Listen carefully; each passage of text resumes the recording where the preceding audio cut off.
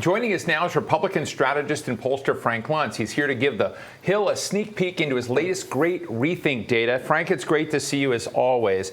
Let me ask you this. I mean, my sense is, I used to write about globalization and, America. America was the place where trust abounded. We had sort of just-in-time production, just-in-time delivery, just-in-time jobs, just-in-time money. And all of a sudden, that seems to have had a big heart attack. And people aren't trusting the system, anything. Everything's slow. It kind of feels like the old Soviet Union. Can you tell us why? Well, the world doesn't feel that way. We did a study with the organization called Premise, and we polled 60,000 people across the globe. And they're much more optimistic about America's capability, about America's ability to lead, about America's ability to get things done. Whereas we in America are much more negative. And I think it's partially because we've been disappointed with our economy. We've been disappointed with our democracy. And the economic component of it, I think it's because the stock market continues to do so well, and yet other areas of the economy just don't seem to be performing. And the American people do not use the stock market. Unlike our former president, the American people do not justify or do not evaluate the economy based on the stock market. They evaluate it based on how much money they have in their pockets. And as they look forward, they're wondering whether prices are going to continue to go up because they already see inflation, and they wonder whether their tax bill is going to go up because, frankly, they can't afford it. So there is that negativity or the pessimism that next year is not going to be as good as this year. I know you've been talking to people in your famous focus groups about technology and whether, what the levels of trust are there one way or another. And, technology is a big tent, right? It can be everything from, what's coming in the future of 5G and communications to, their daily interaction with Facebook or Twitter or, running anything, et cetera. But I'd just be interested in the insights that you have on how Americans are looking at technology now. Well, here's what's fascinating, because it really is how you frame the issue. And I'm not here to get involved in a legislative discussion, but if you ask the American people, has technology made your life better? A whole lot of Americans say no. If you ask the public, has technology made your life easier? Almost everyone says yes. So how that debate is framed over the coming weeks and months is going to determine what the public's reaction is to what's happening in Washington. Now, make no mistake, the public is demanding some sort of action, but they are not asking to break up these companies. They're not asking to to do something anti-monopolistic. They're not asking for regulations, but they do see that there's a problem. And in fact, I would say, because I know you have a lot of opinion leaders, opinion makers on this Zoom conference, if Washington ends up without doing anything between now and Election Day, there are going to be a lot of parents who are going to punish them because they really are scared of the impact of technology on their kids. They appreciate it for themselves, but they're afraid of it for the next generation. Frank, another thing that interests me right now is we see, I don't know what to call them, lots of political bubbles. We talked to Joe Manchin yesterday, in sort of this centrist, I was with Brian Fitzpatrick, a Republican congressman, there's sort of a centrist pragmatic bubble. There's this sort of fervent progressivism bubble, Representative Jayapal, others, and that we're having in this forum as well there. We have a kind of libertarian crowd, and we have other, conservatives. I had John Bolton on. We'll have John Bolton as well, who's looking at national security, but broadly a kind of strong conservatism. I'm just interested in others. Frankly, there's a wide fabric of perspective and concern in this country. And I'm just wondering where the equilibrium points are anymore, or does everybody just go for it with it wherever they are without regard to the broader equation? I don't know if I'm communicating this right, but I'd just love to get your sense of where those equilibrium moments are, or are we in just a winner takes all, fight to the death among these groups? It's the reason why I left the country, and your viewers will not realize that I have not been in America for most of the last 6 months. I couldn't, because these bubbles don't allow for other opinions to permeate. That we are now convinced that we're right and they're wrong, and it's always us and them. We're now convinced that the people who are wrong are dedicated to undermining and destroying the country. We are so harsh and so negative. And it's not just a matter of distrust. We think that those on the other side are actively trying to destroy the country. And the language that politicians use towards each other on both sides is horrific. This is language that you would not tolerate your child bringing into the house if they were 14 or 15 years old, and yet politicians talk to each other and talk to the American people that way. This is a problem. I've been traveling the globe. I've been in 11 different countries over the last 6 months, and they look at the American democracy as being hopelessly broken. And frankly, they're wondering whether we're that shining city on a hill that Ronald Reagan spoke about. So when you ask this question about equilibrium, we really don't have it right now, and I'm afraid of the consequences. Most people watching this are trying to get an edge. They're trying to figure out what will happen with legislation. They're trying to figure out where to make investments. They're looking for that informational advantage.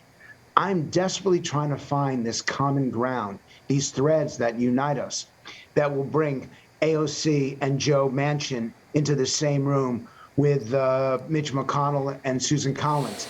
And I don't see it. And that is frightening to me, because thanks to social media and to the type of life we live right now, if we don't find that commonality, we will surely find the differences. We will exploit them, as we have been, and we'll become an even more divided society as we move forward.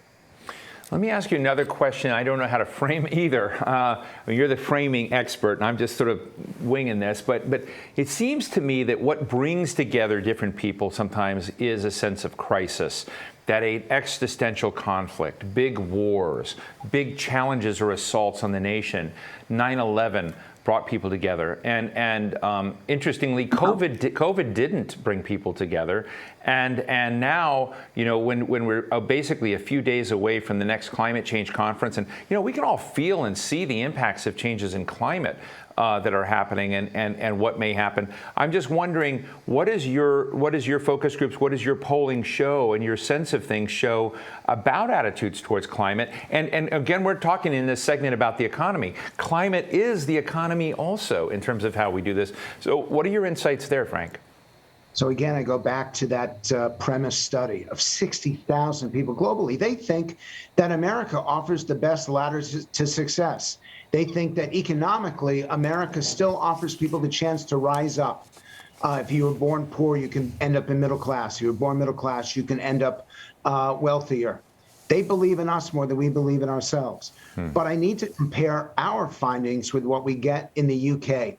Right now, the UK, climate is not a partisan issue at all. COVID is not a partisan issue at all. Science, technology, they are not partisan issues. People have a consensus.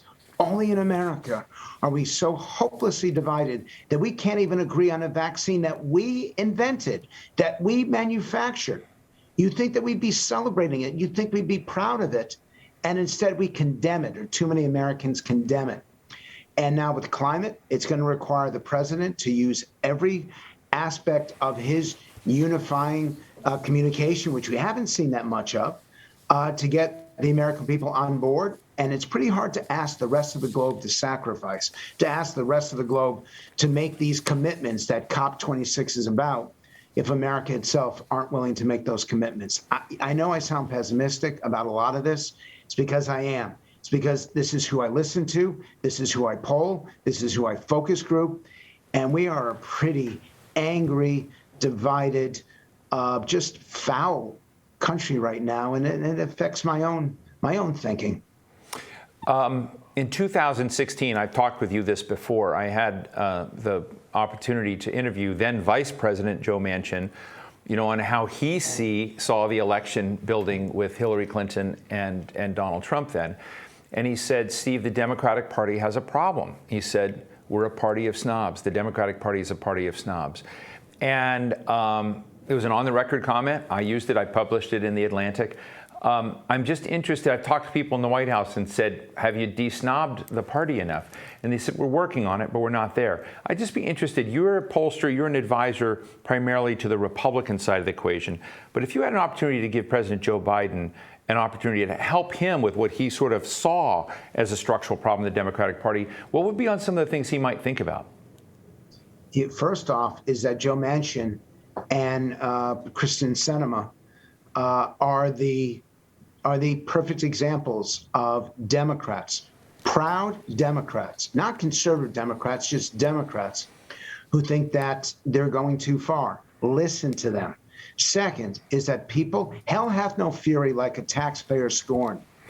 If this spending is going to increase taxes among working Americans, they're going to be mad as hell. Third is to be thankful that the Republicans are so disorganized, because right now, if I was advising them, I'd be telling them to focus on the spending efforts on these various programs that the public doesn't want, doesn't need, and you can't prove that it's efficient, effective, and accountable.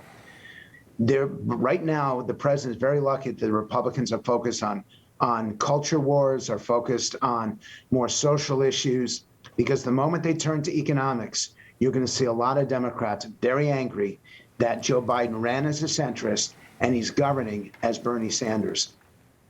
Well, Frank Luntz, world-renowned pollster and strategist and advisor to so many. Just real quick, when are you going to be back?